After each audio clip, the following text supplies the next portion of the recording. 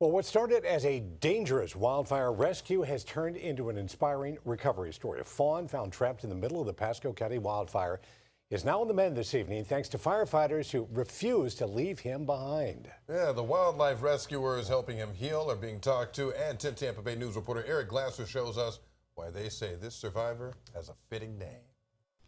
Well, the good news is that little Phoenix here is doing exceptionally well, recovering at the Owl's Nest Sanctuary in Odessa.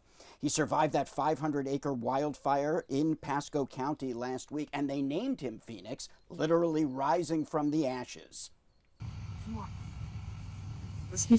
Cameron Hall was the Pasco firefighter who noticed little Phoenix struggling for survival. The frightened fawn trapped in brush and fencing, surrounded by flames. His little hose were all red. It had ash all over the bottom of its stomach. It didn't try to run away or anything. I mean, it was scared. Hall carefully worked to free Phoenix, making sure one more life escaped the fire. Hopefully they're planning on just building its strength back up, and hopefully it can make it back to the wild one day. He came in pretty severe. Chris Porter runs the Owl's Nest Sanctuary for Wildlife in Odessa, where they brought Phoenix. And despite everything he's been through, he's beating the odds.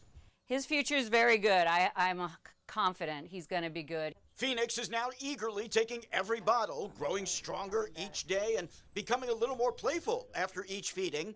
He's also got a new stepsister, Tala, who was brought in 2 days later from the same fire. Porter says the two immediately bonded. So I knew putting her in with him, you don't want to separate them, that immediately calmed her down. The sanctuary expects Phoenix to make a full recovery. They'll work on his rehab until next spring, at which time he'll be released into the hundreds of acres of preserve behind the sanctuary. Yeah, it looks a lot better. Hall says he hasn't had time to stop by yet, but plans to sometime this week and see for himself just how far his little survivor has come. It's always a good feeling when you can help somebody or something. It's always a good feeling when there's a job well done. In Odessa, Eric Glasser, 10 Tampa Bay News. Well, very cute there. Tala had twin fawn who sadly did not survive. Wildfire experts also remind people the young fawns are often left alone temporarily while their mothers forage nearby before trying to rescue one.